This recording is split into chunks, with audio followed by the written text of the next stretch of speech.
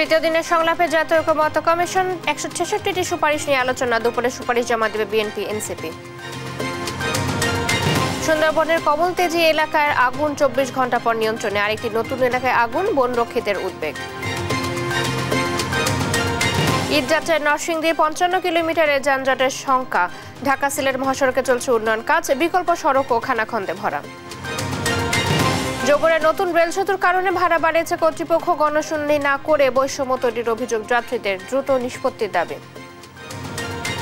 গাজীপুরে ভূমি কর্মকর্তার ঘুষ দাবিতে অধিগ্রহণের টাকা তুলতে পারছে না ভুক্তভোগী। জেলা প্রশাসকের দপ্তরও মেলেনি বিচার। টাকা তো মনে করেন সরকারে নিয়ে গেছে, কিন্তু আমরা বিল পাইনি। ৫ লক্ষ টাকা দেন আসমাফা, আমি আপনার বিলের ব্যবস্থা করতেছি। ইমামোগলুর মুক্তির দাবিতে টানা চতুর্থ দিনের মতো বিক্ষোভে উত্তাল তুরস্ক। দমন নিপীড়ন উপেক্ষা করে সড়কে বিক্ষোভকারীরা। এবং মাঠের সমস্যা থেকে শুরু করে অনুশীলনের সময় পরিবর্তন। ভারতে একের পর এক প্রতিকূল পরিস্থিতির মুখে পড়তে হচ্ছে হামজাদের।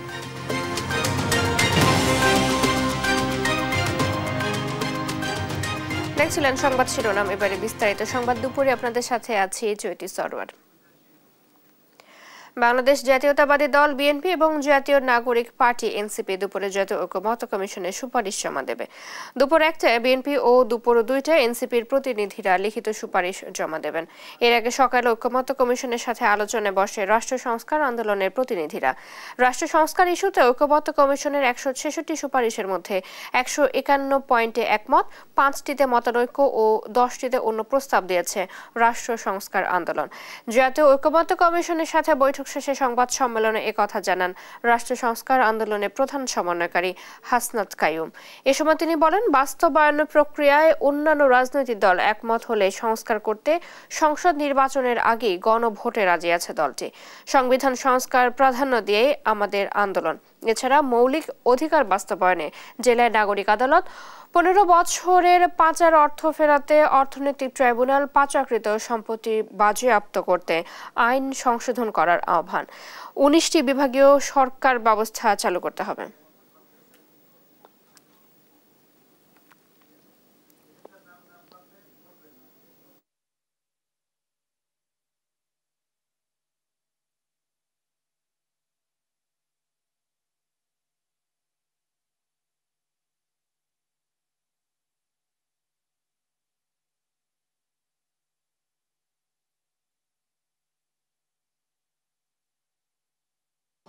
আমরা কেবলমাত্র বলছি যে আমরা একমত না, আমাদের ভিন্ন মত আছে, সেগুলো আমরা তাদের জানাইছি। আর 10টার মধ্যে আমরা অন্যান্য প্রস্তাব আমরা দিয়েছি। সেই প্রস্তাবগুলির মধ্যে গুরুত্বপূর্ণ 2-3টা আপনাদের এর একটি হচ্ছে বাস্তবায়ন পদ্ধতি। সবসময় সংবিধান সংস্কার সভা নির্বাচন এবং জাতীয় নির্বাচনের 2টা নির্বাচনকে একসাথে করে প্রথমে সংবিধান সংস্কার করে তারপরে এটা সংসদ হিসেবে দায়িত্ব পালন করে।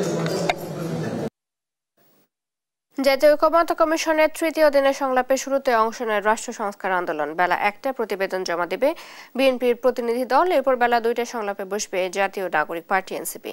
এই বিষয়ে সবশেষ খবর জানাতে সরাসরি যুক্ত হচ্ছেন আমাদের সহকর্মী সাইফুল রিপন। সাইফুল, আলোচনা শেষে কি জানালো রাষ্ট্র সংস্কার আন্দোলন? বিএনপি ও এনসিপি প্রতিবেদন জমার বিষয়ে কোনো তথ্য আছে কিনা জানাবেন।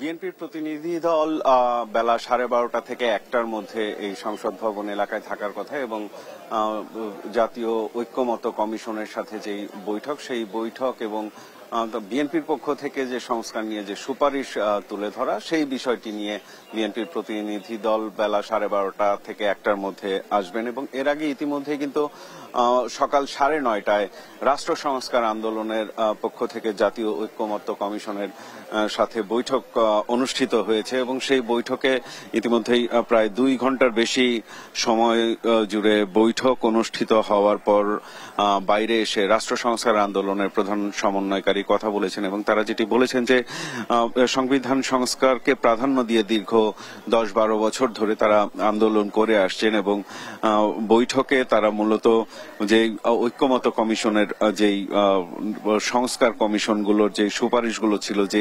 166টি পয়েন্ট ছিল সেই পয়েন্টগুলোর মধ্যে 151টি পয়েন্টে তারা একমত হয়েছেন এবং 5টিতে তাদের মতানৈক্য রয়েছে এবং 10টা বিষয়ে তারা অন্যান্য প্রস্তাব দিয়েছে এবং বাস্তবায়ন প্রক্রিয়ার ক্ষেত্রে যেই বিষয়গুলো সেই সংস্কার প্রস্তাবগুলো বাস্তবায়ন প্রক্রিয়ার ক্ষেত্রে সেই রাষ্ট্র সংস্কার আন্দোলনের পক্ষ থেকে যেটি বলা হয়েছে যদি প্রয়োজন হয় সেইগুলো বাস্তবায়ন করার জন্য তার জন্য জাতীয় নির্বাচনের আগে কিংবা জাতীয় নির্বাচনের সাথেই গণভোট করা যেতে পারে এমনটি প্রস্তাবনা কিন্তু রাষ্ট্র সংস্কার আন্দোলনের পক্ষ থেকে করা হয়েছে এবং সংবিধানে যে ধর্মনিরপেক্ষতার বিষয় রয়েছে সেই বিষয়টিকে তারা ধর্মীয় স্বাধীনতা ও সাম্প্রদায়িক সম্প্রীতির হিসেবে তুলে ধরার প্রস্তাবনা দিয়েছে এবং জনগণের যে মৌলিক অধিকার রয়েছে সেই মৌলিক অধিকার বাস্তবায়নের প্রতিটি জেলায়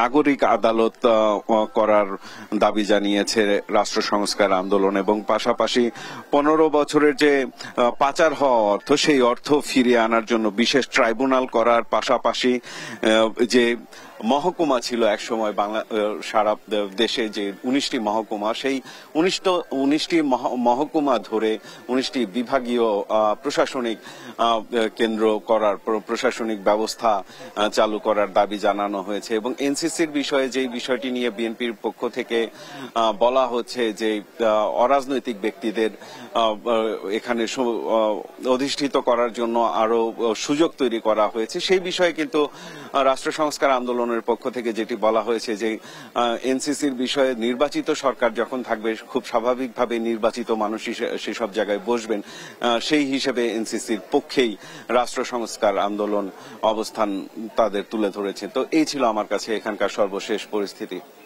সাইফুল ধন্যবাদ আপনাকে জাতীয় ঐক্যমত্য কমিশনের 3য় দিনের সংলাপ শুরু হয়েছে সে বিষয়ে জানাচ্ছিলেন সহকর্মী সাইফুল রিবন বাগেরহাটের সুন্দরবন পূর্ব বন বিভাগের চাঁদপাই রেঞ্জের ধানসাগর স্টেশনের কমলতেজি টহল ফাঁড়ির আগুন নিয়ন্ত্রণে আসতে না আসতে আরেকটি এলাকায় আগুনের ঘটনা ঘটেছে রোববার সকালে চাঁদপাই রেঞ্জ এলাকা আগুন নিয়ন্ত্রণে আনা তথ্য নিশ্চিত করেন স্টেশন কর্মকর্তা ফায়ার সার্ভিস ও বনকর্মীদের 24 ঘন্টার চেষ্টায় আগুন নিয়ন্ত্রণে আসে তবে ঘটনাস্থল থেকে উড়ানো ড্রোনে 1 কিলোমিটার দূরে সুন্দরবনের গুলিশাখালী এলাকায় বিশাল এলাকা জুড়ে ধোঁয়ার কুণ্ডলী দেখা যাচ্ছে গুলিশাখালী বন টহল ফাঁড়ি এলাকার অন্তত 3টি এলাকায় আগুনের উপস্থিতি নিশ্চিত করেছেন বন বিভাগের এক কর্মকর্তা সেখানে দ্রুত ধোঁয়া বাড়ছে বলেও জানান তিনি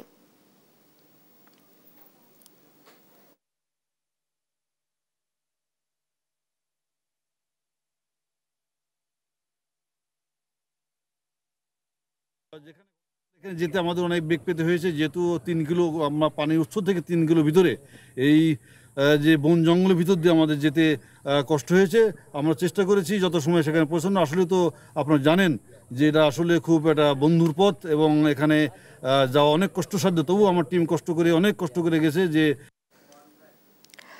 ঈদ যাত্রা নির্বিঘ্ন করতে ঢাকা টাঙ্গাইল ঢাকা সিলেট ও ঢাকা ময়মনসিংহ সহ বিভিন্ন গুরুত্বপূর্ণ মহাসড়কে নেমেছে আইন শৃঙ্খলা বাহিনীর সদস্যরা যান চলাচল নির্বিঘ্ন করতে ঢাকা টাঙ্গাইল যমুনা সেতু মহাসড়কের এলিঙ্গা থেকে সেতু পূর্ব পর্যন্ত 4 লেন প্রকল্পের 2 লেন খুলে দেওয়া হয়েছে যানজট নিরসনে সাভারে চলছে যৌথ বাহিনীর উদ্যোগে ফুটপাতের অবৈধ স্থাপনা উচ্ছেদ অভিযান ঢাকা সিলেট মহাসড়কে চলছে 6 লেন উন্নতিকরণের কাজ বিকল্প সড়ক খানাখন্দে ভরা হওয়ায় ঈদ যাত্রায় ভোগান্তির আশঙ্কা দেখা দিয়েছে তবে মহাসড়কে শৃঙ্খলা রক্ষায় থাকবে পর্যাপ্ত ট্রাফিক পুলিশ থানা পুলিশ ও মোবাইল টিম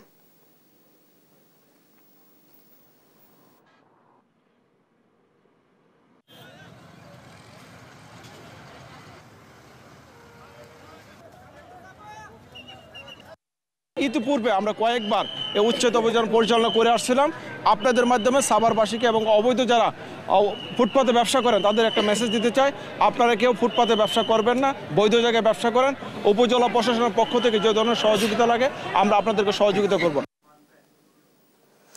ঢাকা সিলেট মহাসড়কে 6 লেন উন্নতিকরণের কাজ চলছে। বিকল্প চলাচলের রাস্তা অপ্রশস্ত হওয়ায় এবং খানাখন্দের কারণে ধীরগতিতে যানবাহন চলাচল করে থাকে। ফলে নরসিংদী জেলার প্রায় 55.6 কিলোমিটার অংশে এবার ঈদযাত্রায় যানজটের শঙ্কায় আছেন পরিবহন চালক ও যাত্রীরা। তবে ভোগান্তি এড়াতে ট্রাফিক তৎপরতা বাড়ানোর পাশাপাশি নানামুখী পদক্ষেপ নেওয়ার কথা জানিয়েছেন পুলিশ। নরসিংদী থেকে আকরাম হোসেনের রিপোর্ট, জানাচ্ছেন সালমা জাহান। ঈদকে সামনে রেখে ঘরমুখী মানুষের একটি বড় অংশ ঢাকা সিলেট মহাসড়ক হয়ে যাতায়াত করে থাকেন। সিলেট সহ কিশোরগঞ্জ, ব্রাহ্মণবাড়িয়া, নেত্রকোনায় চলাচলকারী যাত্রীবাহী পরিবহনের চাপ বাড়ে এই সড়কে। তবে মহাসড়কের উপরে অবৈধ দোকানপাট, সবজির হাট, যত্রতত্র গাড়ি পার্কিং, অবৈধ থ্রি হুইলার চলাচলের কারণে যানজটে পড়তে হয়। এবারের ঈদযাত্রায় মহাসড়কের পাঁচদোনা, শাহে প্রতাপ, ভোলানগর, ইটখোলা, মরজাল সহ বিভিন্ন বাস স্ট্যান্ড ও বাজারে যানজটে আটকে ভোগান্তি পড়ার শঙ্কা করছে যাত্রীরা।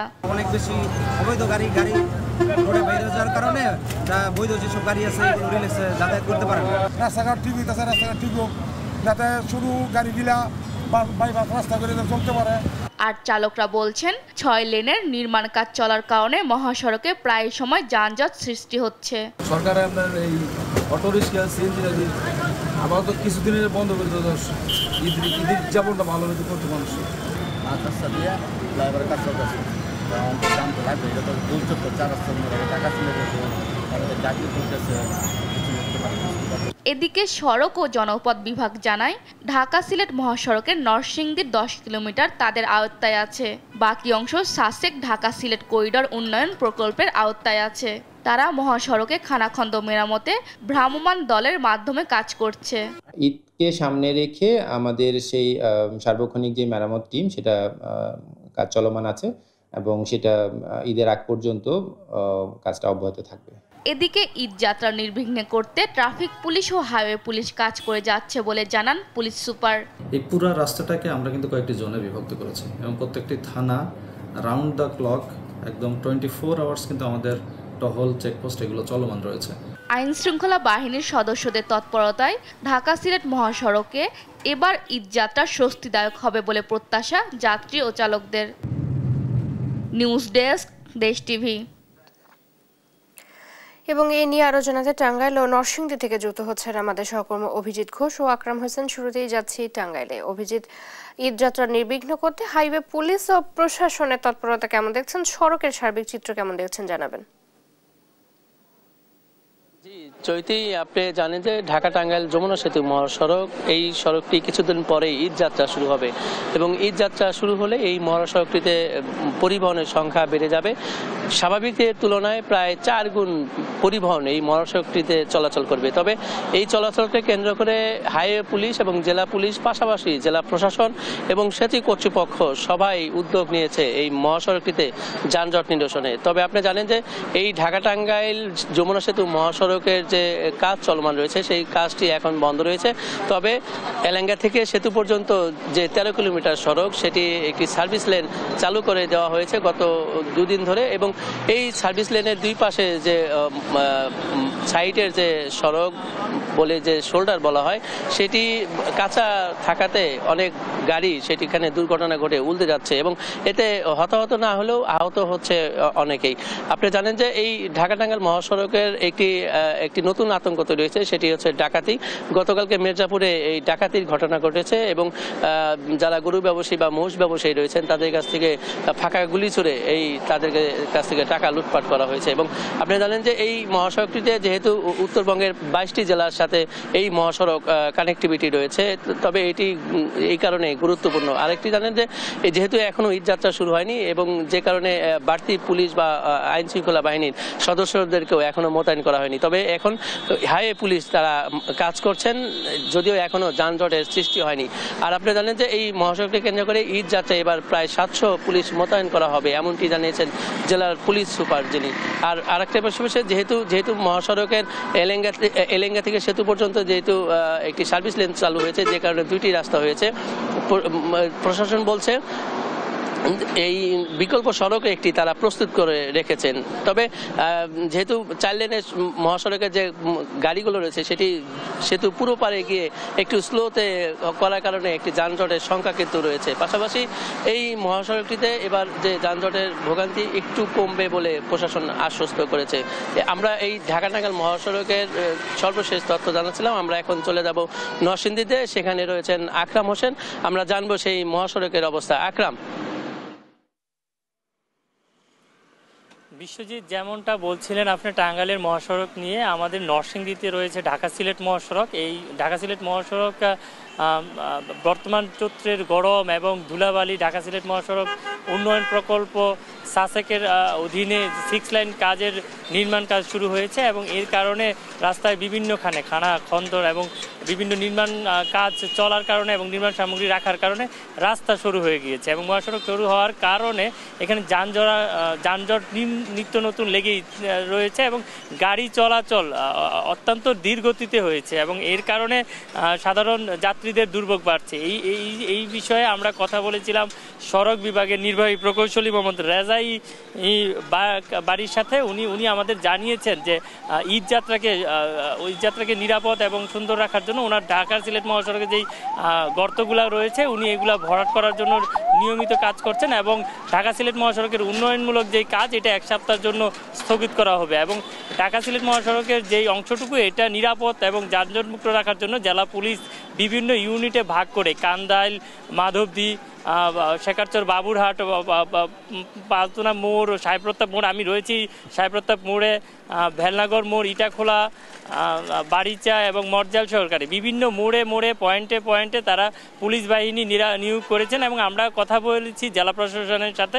জেলা প্রশাসক নরসিংদী সমস্ত বিষয়টা নিজে আলাদাভাবে মনিটরিং করছে এবং যাত্রীরা এবার ঈদে নিরাপদে ঘর ফেরার যেই বিষয় তারা খুবই গুরুত্ব সহকারে দেখছেন এবং তারা আশা করছেন যে সামনের ঈদে ঢাকা সিলেট মহাসড়ক যানজটের পরিমাণ কম হবে এবং নিরাপদে হবে এবং জেলা পুলিশ আরেকটি জিনিস জানিয়েছেন যে ঢাকার সিলেট মহাসড়কে ডাকাতি রোধে তারা আলাদা পদক্ষেপ নিয়েছে, যা কিনা সকাল থেকে রাত্র 24 ঘন্টা ব্যাপী তারা করছেন এবং আমরা দেখতে পাচ্ছি যে জেলা প্রশাসন এবং জেলা পুলিশ বিভিন্ন সময় দিনে এবং রাতে মহাসড়কে এবং সড়কের বিভিন্ন স্থানে রয়েছে। চৈতি এই ছিল ঢাকা সিলেট মহাসড়কের সাহেবপ্রতাপ মোড় থেকে আমার কাছে সর্বশেষ। আকরাম, ধন্যবাদ আপনাকে। ঈদ যাত্রা নির্বিঘ্ন করতে মহাসড়কের প্রস্তুতি নিয়ে জানাচ্ছিলেন আমাদের সহকর্মীরা। গাজীপুরের কাশিমপুরের একটি বাড়ি থেকে স্ত্রী, সন্তান ও স্বামীর মরদেহ উদ্ধার করা হয়েছে। পুলিশের ধারণা স্ত্রী সন্তানকে হত্যার পর স্বামী গলায় ফাঁস দিয়ে আত্মহত্যা করেছেন। রোববার সকালে গাজীপুরের গোবিন্দ বাড়ি দেওয়ানপাড়া এলাকা থেকে তাদের মরদেহ উদ্ধার করা হয়। পুলিশ জানায় অনেকদিন ধরে পারিবারিক কলহ চলছিল। ঘুম থেকে না ওঠায় সকাল 6:30টার দিকে পরিবারের লোকজন তাদের ডাকাডাকি করতে থাকেন। সাড়া না পেয়ে ঘরের পেছনে জানালা দিয়ে নাজমুলের মরদেহ ঝুলতে দেখে তারা। পরে ঘরের দরজা ভেঙে খাদিজা ও নাদিয়ার নিথর দেহ বিছানায় পড়ে থাকতে দেখেন। খবর পেয়ে পুলিশ সকাল 10টার দিকে 3 জনের মরদেহ উদ্ধার করে গাজীপুর শহীদ তাজউদ্দিন মেডিকেল কলেজ হাসপাতাল মর্গে পাঠায়। আসার পরে দেখতে পাই যে ভিতর থেকে দরজা লাগানো এবং জানলা দিয়ে দেখা যায় যে নাজমুল নামে 28 যে বয়স সে ঝুলে আছে আর বিছানার মধ্যে খাটের উপর 2 জন পড়ে আছে। প্রাথমিকভাবে ধারণা করা হচ্ছে যে বাবা যে নাজমুল সেই তার স্ত্রী এবং শিশুকে শ্বাসরোধ অথবা বালিশ চাপা দিয়ে সে হত্যা করেছে। এখন আমরা লাশ প্রাথমিক অবস্থায় আমরা মর্গে প্রেরণ করেছি, আমরা আইনগত ব্যবস্থা নিচ্ছি। যমুনা নদীতে নতুন রেল সেতুতে চলাচলকারী প্রতিটি ট্রেনের ভাড়া বেড়েছে। 19 মার্চ থেকে এই ভাড়া কার্যকর করেছে পশ্চিমাঞ্চল রেল কর্তৃপক্ষ। যাত্রীরা বলছেন বর্ধিত ভাড়া নির্ধারণে পূর্বাঞ্চলের সাথে পশ্চিমাঞ্চলের বৈষম্য করা হয়েছে। রাজশাহীর নাগরিক সংগঠকের দাবি, আলাদা রেল সেতুতে ভাড়া কমার বদলে উল্টো বাড়ানোর বিষয়টি দুঃখজনক। তবে রেল কর্তৃপক্ষের দাবি, নিয়ম মেনেই বাড়ানো হয়েছে ভাড়া। কাজী শাহেদের প্রতিবেদন। যমুনা নদীর উপরে নির্মিত নতুন রেল সেতুতে ট্রেন চলাচল শুরু হয়েছে গেল 19 মার্চ থেকে। তবে বাড়ানো হয়েছে ওই সেতু দিয়ে চলাচলকারী সব ট্রেনের ভাড়া, যাতে হোঁচট খেয়েছে নতুন এই সেতু নিয়ে যাত্রীদের বাড়তি আগ্রহ। ঢাকা রাজশাহী রুটে চলাচলকারী ধূমকেতু, সিল্ক সিটি, পদ্মা এক্সপ্রেস সহ 15টি ট্রেনের ভাড়া বাড়ানো হয়েছে। বাড়তি ভাড়ার ক্ষেত্রে তারা পূর্বাঞ্চলের তুলনায় বৈষম্যের শিকার হয়েছেন বলে অভিযোগ যাত্রীদের। দেখছি রাজশাহী ট্রেনের টিকিটের ভাড়া বেড়ে গেল, এটাতে তো আমরা অনেকটা বিড়ম্বনার ভিতর পড়েছি এবং অনেক ভোগান্তিতে ভিতরেও পড়েছি। হয়ে গেল এটা আমরা প্রতিবাদ জানাচ্ছি। আমরা পূর্বের ভাড়া যাতে আসে, আমরা কর্তৃপক্ষের নিকট আবেদন করতেছি যাতে আগের ভাড়াটা আমাদের আসে। আমাদের সাধারণ যাত্রীদের জন্য এটা হচ্ছে প্যারা হয়ে উঠেছে এখন, কারণ এত ভাড়া দেওয়া তো আমাদের পক্ষে সম্ভব না। ভাড়ার যেহেতু রাস্তা কম বেশি, ভাড়া তো কম বেশি হওয়ার দরকার ছিল, অথচ এখানে ভাড়া বাড়তি নিচ্ছে। নাগরিক সংগঠকরা বলছেন, রেলের আর বাসের ভাড়া এক হলে মানুষ রেল ভ্রমণে বিমুখ হবে। গণশুনানি ছাড়া ভাড়া বৃদ্ধি ও বৈষম্য সৃষ্টির অভিযোগ তাদের। খাতের যে টাকা, সেই টাকার বিনিময়ে কিন্তু রেল আমাদের সার্ভিস দেয়। সেই সার্ভিস অনুযায়ী যে জনগণের মতামত যদি না নেয়, তাহলে কিন্তু এটা আত্মঘাতী সিদ্ধান্ত বলে আমি মনে করি। এই পশ্চিমাঞ্চল রেলের যারা যাত্রী, তাদের যে আর্থিক যে সক্ষমতা জায়গা, এটাও ভাবা দরকার। সেই জায়গা থেকে আমি মনে করি অবিলম্বে বর্ধিত যে ভাড়া বাড়ানো হলো সেটি কিন্তু বাতিল করতে হবে। তবে রেল কর্তৃপক্ষ বলছে, নতুন সেতু দিয়ে চলাচলে পথ বেড়েছে 39 কিলোমিটার, তাই বাড়তি ভাড়া যোগ হয়েছে। আগের ব্রিজের থেকে নতুন ব্রিজের দূরত্ব বেড়ে গেছে 39 কিলোমিটার। এই 39 কিলোমিটারের বর্ধিত ভাড়া। পশ্চিমাঞ্চল রেলওয়ের দাবি, তারা স্টেশন ও সেতু সহ বিভিন্ন স্থাপনা মিলিয়ে নিয়ম অনুযায়ী ভাড়া নির্ধারণ করে থাকেন। সেখানে ঢাকা চট্টগ্রামের তুলনায় রাজশাহী ঢাকার দূরত্ব বেশি। কাজী শাহেদ, দেশ টিভি, রাজশাহী। গরিবের শেষ সম্বলে লুটে নিচ্ছে ভূমি কার্যালয়ের অসাধু কর্মকর্তারা। গাজীপুরের এলে শাখার সার্ভেয়ার মোহাম্মদ আব্দুস সাত্তারের বিরুদ্ধে 5 লাখ টাকা ঘুষ দাবির অভিযোগ তুলেছেন এক দরিদ্র নারী। ঘুষ না দেওয়ায় তার জমি অধিগ্রহণের ক্ষতিপূরণের টাকা আটকে রেখেছেন দীর্ঘ 3 বছর ধরে। শুধু তাই নয়, জেলা প্রশাসকের দপ্তরে বিচার চাইতে গিয়ে অপমানিত হতে হয়েছে ভুক্তভোগী নারীকে। নজরুল ইসলামের রিপোর্ট, জানাচ্ছেন সাদ আহমেদ। 2019 সালে ঢাকা-টাঙ্গাইল মহাসড়কের উন্নয়ন প্রকল্পের জন্য গাজীপুরের শফিপুরে আসমা বেগমের 4% জমির মধ্যে 3.5% অধিগ্রহণ করে সরকার। অধিগ্রহণের পর দ্রুত ক্ষতিপূরণের টাকা পাওয়ার কথা থাকলেও আজও সেই অর্থ পাননি এই নারী। অভিযোগ উঠেছে ভূমি অধিগ্রহণ শাখার সার্ভেয়ার মোহাম্মদ আব্দুস সত্তার তার জমির টাকা আটকে রেখে 5 লাখ টাকা ঘুষ দাবি করছেন। আগেও এই কর্মকর্তা দুদকের মামলায় অভিযোগে অভিযুক্ত হয়েছিলেন এবং জেলও খেটেছেন, কিন্তু কারাগার থেকে বেরিয়ে এসে আবারও একই ধরনের কর্মকাণ্ড চালিয়ে যাচ্ছেন। উপায় না দেখে গত 16 মার্চ জেলা প্রশাসকের কাছে লিখিত অভিযোগ দেন আসমা বেগম। সেখানে তিনি উল্লেখ করেন, একই প্রকল্পের অধীনে থাকা অন্যরা আগেই টাকা পেয়েছেন, তবে ঘুষ না দেওয়ার কারণে তার ফাইল আটকে রাখা হয়েছে। এ বিষয়ে বিচার চাইতে গেলে তিনি ভোগান্তির ও অপমানের শিকার হন। 5 লক্ষ টাকা দেন আসমা ভাই, আমি আপনার বিলের ব্যবস্থা করতেছি। সবকিছুর মধ্যে বেডু দেয় যায় সাত্তার সাহেব। এলে শাখার বিরুদ্ধে দুর্নীতি অভিযোগ নতুন কিছু নয়। এর আগেও সাধারণ মানুষের কাছ থেকে টাকা আদায়ের অভিযোগ উঠেছে, কিন্তু কোনো ব্যবস্থা নেওয়া হয়নি। বরং ঘুষ দিতে না পারলেই বছরের পর বছর ফাইল আটকে রাখা হয়। জায়গা তো মনে করেন সরকারে নিয়ে গেছে, কিন্তু আমরা বিল পাই নাই। অনেক ঘুরছি আমরা, 4 বছর। আমার হাজবেন্ড অনেক ঘুরছে। আমাদের জমি নিয়ে গেছে, মার্কেট ভাঙ্গা। আজকে 4 বছর যাবৎ ঘুরতেছি। এখন এলে অফিস থেকে বলে কালিয়াকুর থেকে বলে গাজীপুর। ঘুষ চাওয়া ও নারীকে হয়রানির বিষয়ে কথা বলতে রাজি হননি সার্ভেয়ার মোহাম্মদ আব্দুস সাত্তার। তবে গাজীপুরের অতিরিক্ত জেলার প্রশাসক মোহাম্মদ কায়সার খসরু সমস্যার মূল কারণ জানান। প্রভাবশালী আর কি, মোটামুটি দুটো গ্রুপের মধ্যেই মামলা চলতেছে, রিট চলতেছে। চলার ফলে হচ্ছে যে ওই দাগের সম্পত্তি ডিমার্কেশনের ক্ষেত্রে কোর্ট থেকে নাকি স্টে আছে, এই কারণে এসপিএম কাজটা করতে পারতেছে না। গরিব মানুষের অসহায়ত্বকে পুঁজি করে যারা ঘুষ বাণিজ্য চালাচ্ছে তাদের বিরুদ্ধে কঠোর ব্যবস্থা দেখতে চান স্থানীয়রা। নিউজ ডেস্ক, দেশ টিভি।